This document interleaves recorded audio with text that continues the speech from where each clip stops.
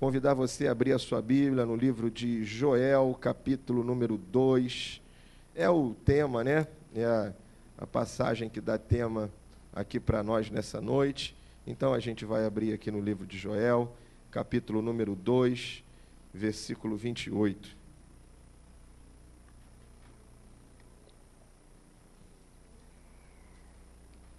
Joel, capítulo 2, versos 28 e 29. Eu vou fazer a leitura na projeção que está tendo aí da tela, aí acompanho junto com a igreja. Então, Joel 2, nós vamos ler o 28 e 29, diz o primeiro versículo 28, e há de ser que depois derramarei o meu espírito sobre toda a carne. Vossos filhos e vossas filhas profetizarão, vossos velhos terão sonhos, e os vossos jovens terão? Vossos jovens terão?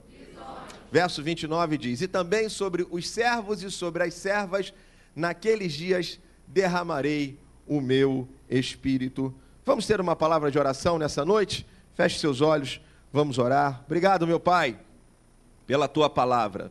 Obrigado, Senhor, por essa oportunidade que temos de estarmos aqui reunidos em Teu nome, Pai.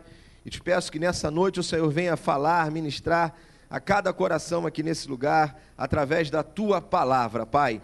Ó Deus, queremos ouvir a Tua voz, queremos ser alimentados pela Tua palavra, queremos, ó Pai, ser alcançados pelo Senhor aqui, ó Deus, nessa hora. Obrigado, abençoe nossa vida, te louvamos, te agradecemos e entregamos a nossa vida, nosso coração, nossa mente em Tuas mãos. Fala com cada um de nós nessa noite, usa a minha vida, meus lábios, para que a Tua palavra nos alcance aqui nessa hora, nesta noite, Pai.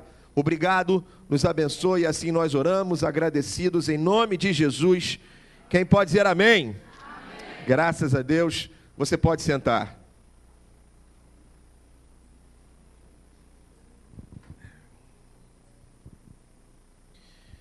O livro de Joel, escolhido como tema aí, essa frase do versículo 28, escolhido como tema para o congresso aqui, que nós teremos esse ano aqui com o Fila Jovem. Na verdade, o livro de Joel é um livro, para mim, um livro fantástico.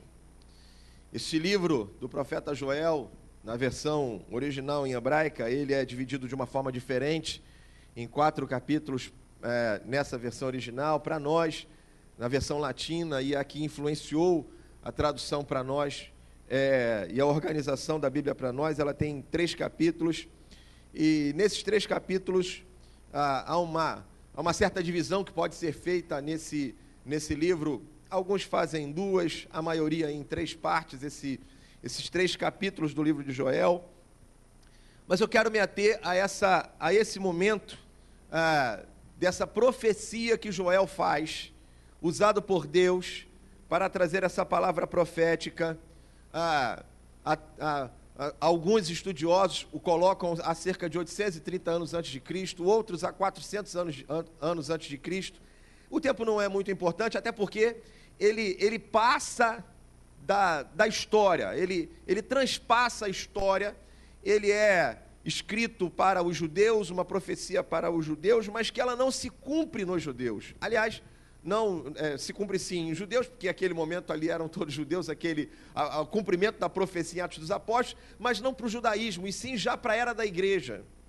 Então essa é uma promessa feita, destas tantas que o Antigo Testamento tem, que ela não se prende, ela não se cumpre apenas para o povo judeu, lá para o judaísmo, mas ela avança e ela alcança a igreja, ela atinge a nossa vida. Ela alcança a nossa vida hoje.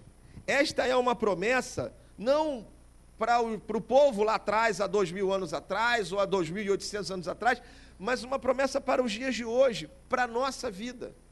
Essa é uma promessa para a igreja, ela se cumpre efetivamente na vida da igreja, após a morte e a ressurreição de Jesus.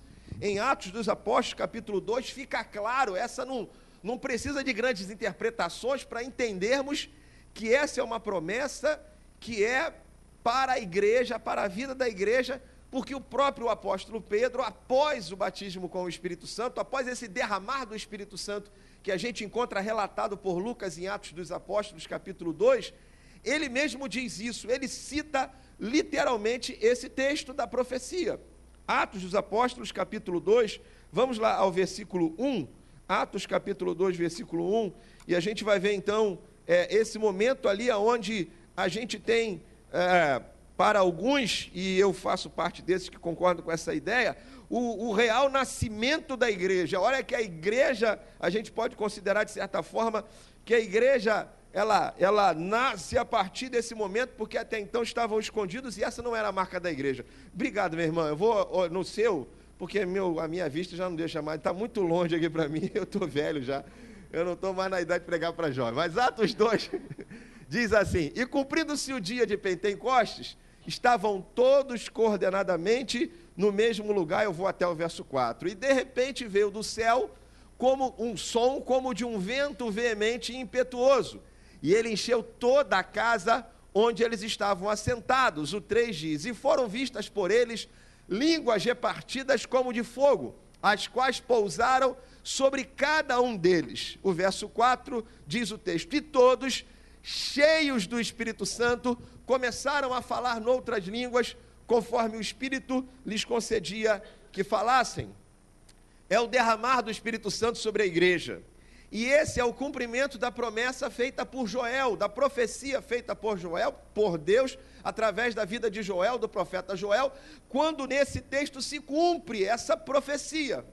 E quando é que e por que a gente sabe que esse é o cumprimento? Está aqui na Bíblia claramente, porque é que é o cumprimento dessa profecia. Atos capítulo 2, versículo 16 e 17, diz o texto, 16, mas isso, essa é a palavra de Pedro, após esse derramar do Espírito Santo, após essas línguas distribuídas sobre cada um deles como línguas de fogo, após esse som impetuoso invadir a casa e encher todos aqueles que estavam ali reunidos no cenáculo, começaram a falar em outras línguas. Eles então começaram a falar nas línguas, haviam povos ao redor ali, pessoas de outras nações, ouviram aquela bagunça e foram lá ver o que estava acontecendo, e quando lá chegaram, imaginaram que eles estavam embriagados, bêbados, e Pedro toma a palavra, agora cheio do Espírito Santo, agora inundado de autoridade e poder que o Espírito Santo derrama sobre eles. É incrível a mudança, porque até então estavam escondidos, amedrontados por tudo aquilo que acontecera com Jesus. E eles então escondidos, amedrontados, Jesus então diz para eles que eles deveriam permanecer em Jerusalém, até que do alto eles seriam revestidos de poder, e assim eles seriam transformados em testemunhas. Eles então aguardam em Jerusalém, até que o Espírito Santo se derrama sobre eles. Eles agora, Pedro agora cheio de ousadia, cheio da unção de Deus, cheio dessa capacitação que o Espírito Santo derramou e colocou sobre cada um deles, Pedro começa a explicar para aquelas pessoas, aqueles homens que estavam ao redor, o que havia acontecido com eles. E aí no verso 16 ele chega e diz: mas isto é o que foi dito pelo profeta Joel, a profecia que nós lemos. E aí ele cita literalmente o texto que a gente leu lá no capítulo 28 e 29, quando ele diz: e nos últimos dias acontecerá, diz, que o do meu Espírito derramarei sobre toda a carne, e os vossos filhos e vossas filhas profetizarão, os vossos jovens terão visões, e os vossos velhos terão sonhos.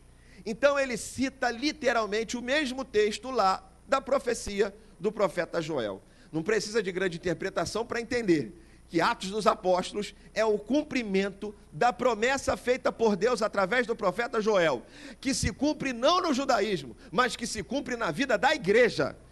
E a melhor notícia para nós nessa noite é que essa promessa, essa profecia de Joel continua valendo para a nossa vida hoje, em nome de Jesus. Alguém pode dizer graças a Deus? Ela continua se cumprindo até hoje.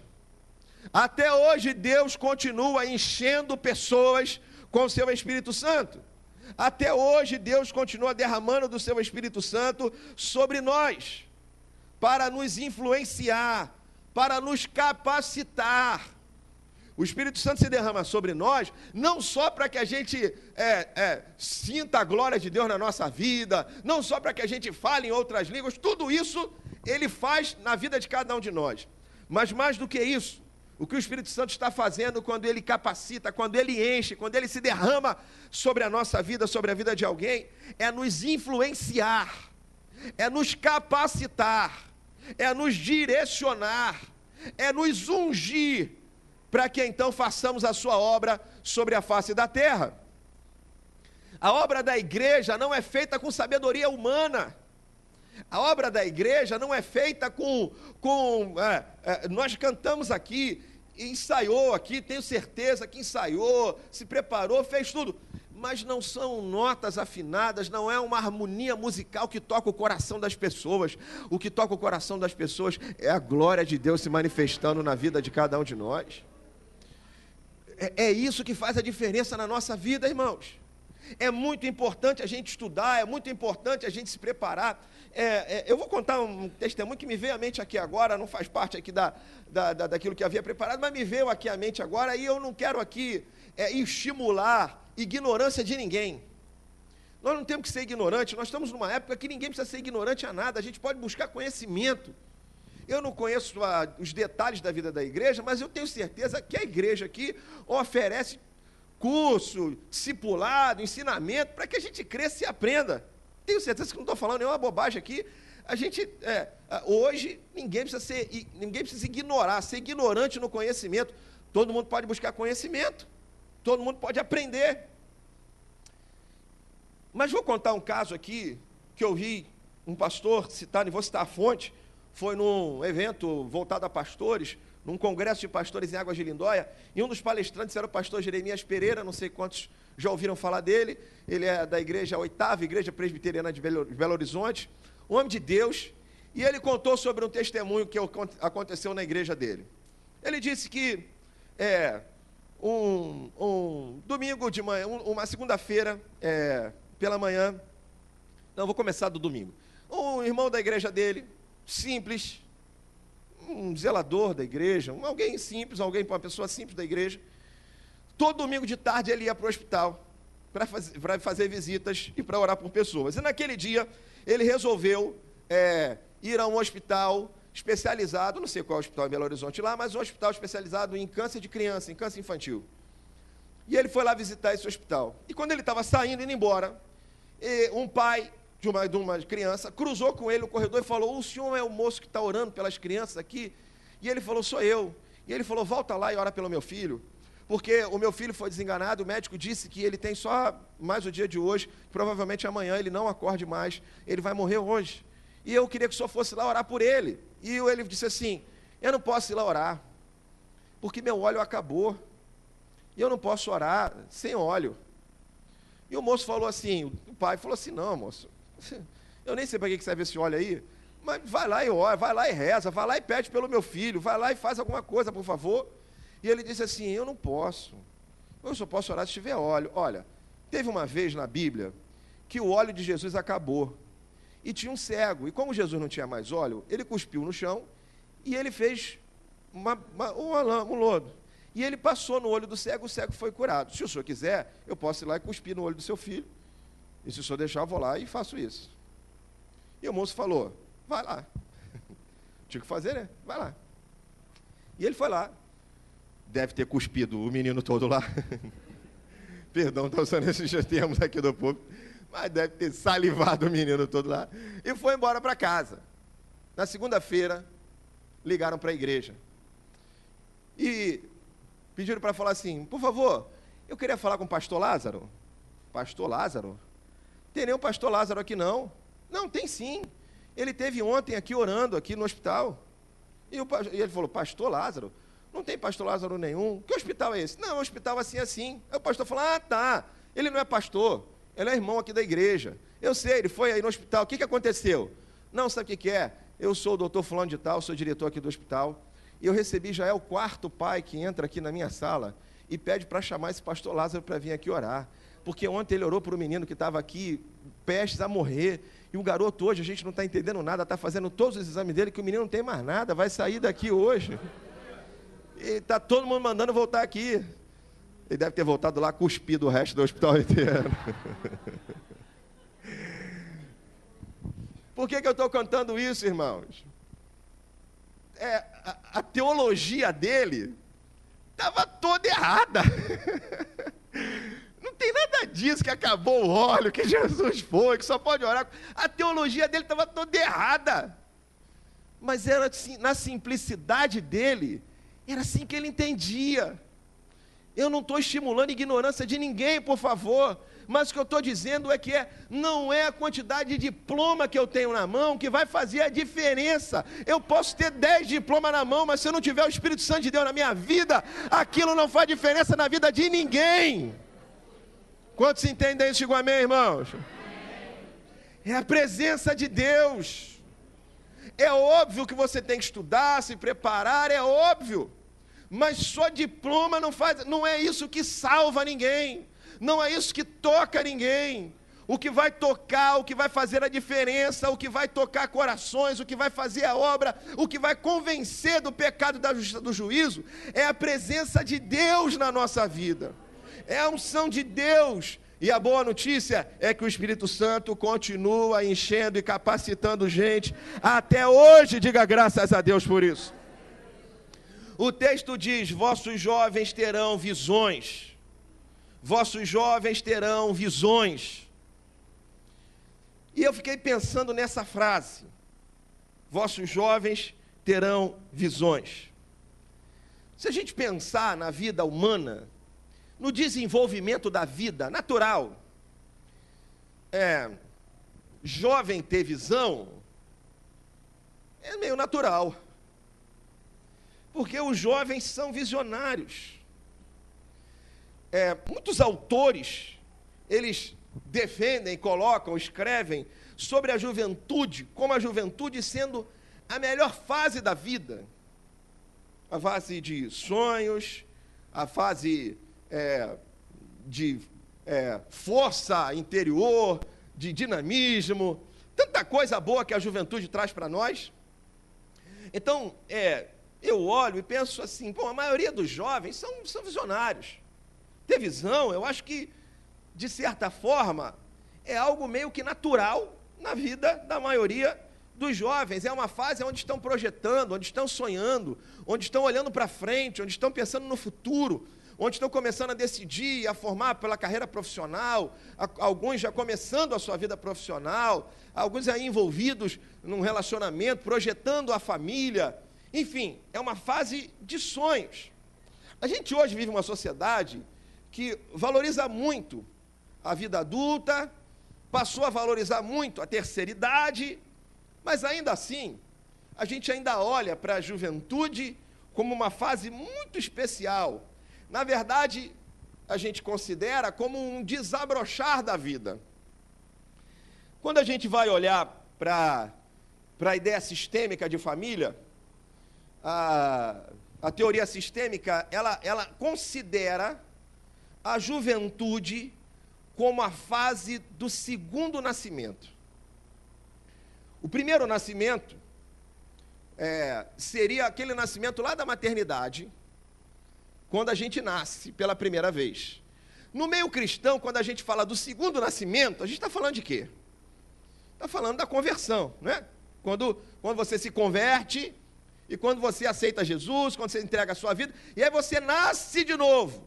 Aquela conversa de Jesus com Nicodemos, lá em João capítulo 3, quando ele fala, importa-vos nascer de novo, e ele fala, mas como é que eu velho vou nascer de novo? E aí Jesus fala, olha, importa-vos nascer da água e do Espírito. Então, nesse contexto cristão, quando a gente fala do segundo nascimento, estamos falando desse processo de morrer para a velha natureza, para ressurgir, para viver uma nova vida em Cristo. No contexto de sistêmico, quando a gente olha no contexto sistêmico de vida familiar, aí essa ideia de nascer de novo não tem a ver com uma visão como nós temos. E aí eu volto a falar, o primeiro nascimento é esse lá da maternidade. E nessa visão sistêmica, a criança nasce para a família. E ela é da família, o filho é do pai, da mãe, o filho é ali da família. Então ele nasce para a família. E o segundo nascimento, nessa visão sistêmica, o segundo nascimento é na juventude. Quando aí você nasce, agora você sai da família e nasce para a sua vida. Nasce para o mundo. Nasce para a sua caminhada, para a sua história. Então é um segundo nascimento, é quando sai agora do ventre da família para nascer para o mundo lá fora. Em algumas famílias não permitem nascer, não. Querem que o jovem continue na família. Não quer que ele saia. Até falei sobre isso aqui na igreja na última vez que vim. Tem essa dificuldade de nascer, de não deixar sair.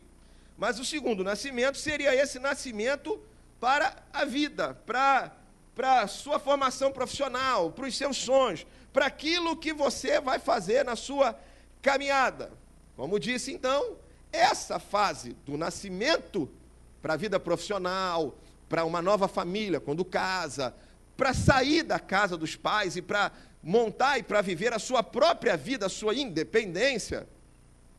Esse segundo nascimento é uma fase de sonhos.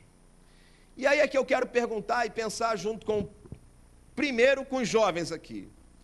Quais são os seus sonhos? Quais são os seus projetos de vida? Qual é a sua ideia de realização de sonhos? O texto diz, nossos jovens terão visões. E o que vocês têm sonhado? O que vocês têm visto e colocado como projeto, como alvo? O cartaz diz aqui, tão bonito, um jovem, e nos olhos dele, os jovens terão visões. Qual é a visão que você tem para a sua vida? Qual é a visão que você tem para o seu futuro? Nós pais, você que tem filhos aí, adolescentes e jovens, nós pais, qual é o sonho que temos para os nossos jovens? Qual é a visão que temos para os nossos jovens? O que você tem sonhado? Quando você olha para frente, o que é que você deseja para o seu filho? Qual é a visão que temos para os nossos filhos? Qual é a visão que você, jovem, tem para a sua vida, para o seu futuro? Uma visão empreendedora, uma visão de formação profissional, uma visão de família. O que você tem para a sua vida? Qual é o seu sonho? Dentro disso, pensando assim, o que eu quero para a minha vida? Qual é o projeto de vida que tenho? Aonde eu quero chegar? Aonde eu quero alcançar? Onde eu quero ir? Quais são os meus sonhos? Pensando nisso, e juntando com a passagem do profeta Joel, capítulo 2, verso 28, a profecia que também é voltada para a igreja e que serve como base para a mensagem e para o congresso que vocês farão no mês de novembro, para hoje aqui, lá na frente, pelo que estou entendendo, no mês de novembro, nossos jovens, os jovens terão visões. Que visão é essa que vocês querem ter? Porque quando a gente coloca uma passagem como essa, eu quero entender essa passagem. Porque quando Deus, através do profeta Joel, diz, Joel capítulo 2, verso 28, derramarei do meu espírito sobre toda a carne. E ele diz, vossos jovens terão visões. Que visão é essa? Da onde vem essa visão? Onde nasce essa visão? Os jovens terão visões. Esses jovens vão ver o quê? A partir do que eles vão ver? Porque todos nós temos uma visão para a vida. Estou aqui chamando e comparando visão como sonho. Todos nós temos os nossos sonhos, os projetos, os alvos de vida. O que é que tem influenciado isso? O que é que tem influenciado esse sonho? Aonde você quer chegar? Mas esse sonho que hoje está no seu coração, ele é influenciado por Deus? Porque quando o profeta Joel diz assim, derramarei do meu espírito sobre toda a carne, e após eu derramar do meu espírito sobre toda a carne, os jovens terão visões. Então eu entendo que estas visões que os jovens terão, não são do seu coração, não são a vontade dos pais, mas ela é uma visão dada por Deus. Então os jovens terão visões que Deus vai colocar no coração desses jovens. Quantos creem aqui que Deus tem visão para a nossa vida de futuro? Deus, a vontade de Deus, Ele quer cumprir a vontade dEle através de nós. Quantos entendem? Digam amém, irmão? Ele quer cumprir a vontade dEle através da nossa vida. E a pergunta que faço para nós, e o que eu quero pensar aqui com você, jovem, Estamos disponíveis de verdade para cumprir a visão de Deus para a minha vida, na minha vida? Digo mais, estou disponível para Deus, para que a vontade dEle seja feita na minha vida? Porque na maioria das vezes, o que nós queremos? Nós queremos o seguinte: nós temos um sonho, passar numa prova para, sei lá, militar, passar para uma faculdade federal, ser um médico, ser um juiz, um advogado, sei lá, qual é o teu projeto profissional? É montar uma família, comprar uma boa casa, ter um bom carro. E o que a gente espera que Deus faça? Quantos têm sonhos aqui? Levanta a mão. Quem tem sonhos? Diga graças a Deus. Sonhar é maravilhoso, amém, irmão? Temos sonhos. O que a gente espera que Deus faça com os nossos sonhos? Que Ele dê uma forcinha para a gente, né? E Ele nos ajude a realizar o sonho, não é isso que a gente espera? Senhor, se o Senhor puder, me ajuda, abra as portas, faz... Nós esperamos que Deus nos ajude a realizar os sonhos que temos na vida. Vou perguntar de novo, quantos têm sonhos aqui? Digam amém. Amém. E a pergunta que faço é: e se os sonhos de Deus não forem os nossos sonhos?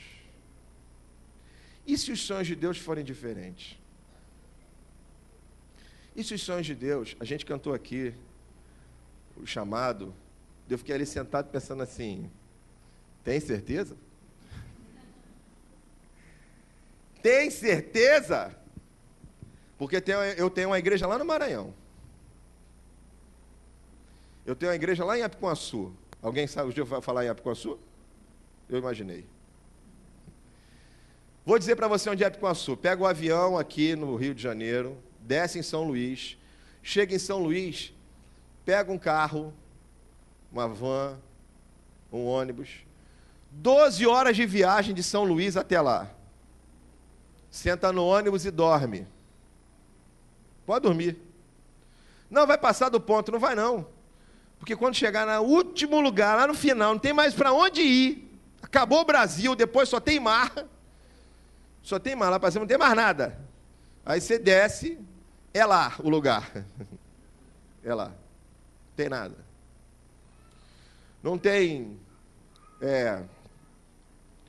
água encanada. Não, água encanada tem, mas é de poço, tirada de um poço feito lá, porque não tem tratamento de água. Não tem esgoto na cidade. Não sabe quem que é isso. O esgoto encanado na cidade, não existe isso. A gente tem um trabalho nas ilhas, 2 horas, 1h30 de barco. Eu fui numa ilha, rapaz, é impressionante. Eu fui visitar uma ilha, eu não sei quantos metros quadrados, é uma ilha que deve ter umas 40 famílias morando na ilha. E a ilha é o seguinte, pastor, pastores aqui. A gente chega na ilha e ela tem umas madeiras ao redor da ilha. Toda a ilha tem madeiras. Toda a ilha tem madeiras. E as casas da ilha, elas são construídas numa altura dessa do chão, mais ou menos. Mais ou menos essa altura do chão. E ao redor da ilha tem uma madeira mais ou menos desse tamanho. E o que eles fazem, o que tem nessa madeira? Eles têm uma rede ao redor da ilha inteira. E à noite, eles vão dormir, porque eles moram numa ilha. Imagina, 40 famílias moram numa ilha, não tem energia elétrica, não tem nada lá.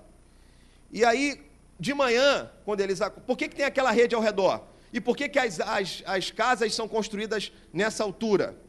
Por causa da maré que enche, e a maré enche então as casas têm que ser altas. E por que tem a rede ao redor? Porque é a comida deles. Porque a maré vai encher, os peixes vão entrar, de manhã a maré volta e a rede está lá com peixe para eles comerem. Vai lá comer o peixe lá.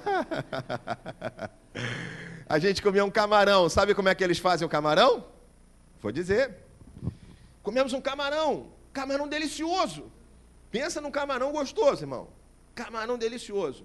Eu falei, como é que faz esse camarão? Não, é camarão salgado. Eu falei, como é que faz esse camarão? É simples. A gente pega a água do mar com o camarão, acende o fogo e bota aquela água ali. E deixa secar a água. Quando a água secar, o camarão, com sal do mar, o camarão está pronto. E você come aquele camarão salgado com a água do mar, feito na água do mar, porque não tem outra água para fazer. Só tem aquela. Estou precisando de missionário lá na ilha. Sabe, irmãos, na nossa geração, lá de trás, nosso sonho era ser o quê? A minha geração lá de trás, nosso sonho era ser pastor. Nosso sonho era ser missionário. Nosso sonho era ser homem de Deus. A gente não deixou de estudar, não deixou de se preparar, mas nós sempre estivemos disponíveis a Deus para Ele nos enviar para onde Ele quisesse nos enviar. O que eu pergunto a vocês hoje é, vocês cantaram uma música, estamos prontos para isso? Estamos prontos para dizer assim, Senhor, o que tiver que fazer nessa geração, faz através de mim. Mesmo que os teus sonhos não sejam os meus sonhos. Mesmo que os teus projetos não sejam os meus projetos. Eu estou pronto para te servir. Não é só no Rio de Janeiro. Não é só aqui. Mas é aonde o Senhor me enviar. Será que nós estamos prontos para isso? Os nossos jovens terão visões, mas que visão é essa? Da onde está vindo essa visão que nós estamos tendo? Porque a visão do livro de Joel é uma visão que vem de Deus. É uma visão que vem do Senhor, influenciada por Deus. O Espírito Santo vem e te entrega a visão que Ele quer para a sua vida. Quantos querem seguir a visão de Deus para a nossa vida? Digam amém, irmãos. É a visão de Deus. É a visão de Deus para a nossa vida, é fazer a vontade de Deus, é dizer, como cantamos aqui, é de fato se colocar nas mãos de Deus e dizer, Senhor, eis-me aqui, Pai, envia-me a mim, faz a tua vontade na minha vida. Como cantamos, aquilo que tiver que fazer nessa geração, aonde quer que seja, eu estou aqui. Essa influência de Deus, será que você já tem no coração que Deus te chamou para isso? Quantos aqui tem mais de 19 anos? Alguém tem mais de 19 anos aqui? Uma maioria. Eu sabia qual era o chamado de Deus para a minha vida. Com 19 anos de idade, eu sabia qual era o chamado de Deus para a minha vida. Eu sabia o que Deus queria para mim. Eu ainda fui ordenado muito tempo depois, algum tempo depois. Fui ordenado com 27 anos de idade ao ministério pastoral, mas com 19 anos eu sabia do chamado que Deus tinha para a minha vida. Tinha minha vida profissional, tive minha carreira, mas chegou um momento onde eu precisei abrir mão para fazer aquilo que Deus me chamou para fazer. Para servir integralmente ao Evangelho. Para servir integralmente a chamada que Deus havia colocado sobre meus ombros. Será que essa geração nós estamos dispostos a isso? E aí digo mais, irmãos, para nós, pais, porque eu tenho 3 lá em casa. E quais são os sonhos que eu tenho para os meus filhos? O que eu tenho investido e preparado eles para o futuro, para carreiras, para uma profissão, para uma vida empreendedora. Mas e nós, pais? E se Deus chamar os nossos filhos para uma chamada missionária? Será que a gente ainda tem pais que se preocupam em preparar os nossos filhos para que eles sirvam a causa do Evangelho? Será que é isso que nós queremos para os nossos filhos? Será que se Deus chamar o seu filho para o ministério pastoral, para o ministério, sua filha para um ministério pastoral, para ser uma missionária, para um missionário, o que isso vai gerar no seu coração? Vai ter gente que vai dizer, Deus me livre, quero isso para a vida do meu filho, não. O que nós queremos para os nossos filhos? Nós queremos que os sonhos de Deus se realizem na vida dos nossos filhos? Quantos desejam que os sonhos de Deus se realizem na vida dos nossos filhos? Digam amém, irmãos. Quantos pais estão dispostos a entregar e dizer assim, como a Ana fez com Samuel, de levar e dizer assim, meu filho é do Senhor, eu consagrei ele ao Senhor. Meu filho é para servir na causa de Deus, no caso de Samuel e nosso, na causa do Evangelho, para levar a luz de Deus a esse mundo, aonde quer que for. Aonde for. Será que nós estamos dispostos a isso? Será que nós queremos isso? Nossos jovens terão visões, mas que visão a gente quer? A gente quer que a visão de Deus se cumpra na vida deles? Nós desejamos que como aconteceu em Pentecostes, que esse derramar do Espírito Santo venha sobre eles para capacitá-los a fazer a obra, como a gente viu esse jovem aqui, o Mateus, subir aqui e ser usado por Deus. Não sei se estou certo, mas eu dali olhando ali, a mãozinha dele no início tremia, rapaz. Foi mais ou menos isso, Mateus? Medo de estar aqui em cima? Mãozinha dele aqui tremia, desesperada aqui, mas ele foi se soltando, daqui a pouco... Foi melhor, foi uma bênção aqui, foi maravilhoso, irmão. Amém, irmãos? Uma bênção, diga glória a Deus. Glória a Deus. São de Deus. Será que nós queremos que esses jovens sejam impactados pela glória de Deus sobre a vida deles? Porque se forem, irmãos, se Deus de fato derramar e impactar o coração deles, preparem-se. Graças a Deus agora tem internet. Aí dá para fazer chamada de vídeo. Sei lá da onde? Lá do interior da África, lá do Maranhão. Aí fala a mamãe chorando. Ai, meu filho. Tanto sonhei com você, meu filho. Pois é, mãe, estou no meio de índio aqui, ó, no Maranhão, aqui, ó. E se for essa a vontade de Deus? Estamos dispostos a isso, irmãos? Vamos deixar que Deus faça a vontade dele nessa geração? Vamos oferecer essa geração para que Deus realize através dele a vontade, os sonhos de Deus na vida dessa geração? Será que a gente tem uma geração para falar como Maria falou? Quando o anjo chega para ela e revela a vontade de Deus na vida de Maria: Maria, você vai ser a mãe do Criador, vai gerar em você vai ter filhos. Tudo que representou na hora que Maria recebeu aquela palavra. Uma jovem não casada, ficar grávida. Nem o noivo ia poder ajudá-la naquele instante, porque sabia que o filho não era dele. E aí Deus vem e fala para ela: meu sonho na tua vida é esse, Maria. Você vai ser mãe do Salvador. E a palavra dela é maravilhosa. Ela vira-se para o anjo e para Deus e diz: eis aqui a tua serva, faça-se em mim conforme a tua vontade. Quantos estão dispostos a se oferecer a Deus assim nessa noite e dizer para Ele: faça-se em mim a tua vontade, Senhor? Sabe, queridos, o meu chamado aqui para nós e para os jovens aqui nessa noite não é para que tenhamos visões empreendedoras. Não é apenas para que nós agora saiamos daqui enfim, termos visões de crescimento, de empreender, de crescer, de se desenvolver. Que assim seja feito, se essa for a vontade de Deus na sua vida. Mas sobre a influência do Espírito Santo, entendermos qual é a visão de Deus para a nossa vida.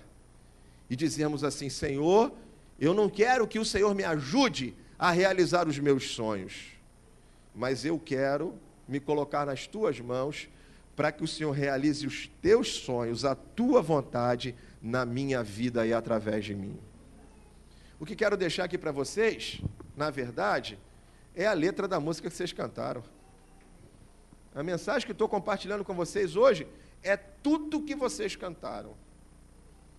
Só estou apenas dizendo assim: tem certeza disso? Porque fazer a vontade de Deus, às vezes, na maioria das vezes, é abrir mão da nossa própria vontade. Abrir mão dos nossos próprios sonhos e desejos para fazer a vontade de Deus. Sonhei tanto, pastor, com meu filho, ganhando para presidente em 2000 e sei lá quanto. Pois é, mas Deus sonhou com ele sendo missionário aqui, sei lá onde, na África, no Nordeste brasileiro, em lugares aonde precisam. Meu desejo é que a vontade de Deus seja feita. A oração que o Senhor nos ensinou é: venha o teu reino, seja feita a tua vontade. Quantos querem a vontade de Deus? Diga amém, irmão. Você pode levantar uma de suas mãos e dizer: venha o teu reino. Dizer: venha o teu reino na minha vida seja feita a tua vontade na minha vida, em nome de Jesus. Quantos podem dar uma salva de palmas nessa noite, em nome de Jesus Cristo?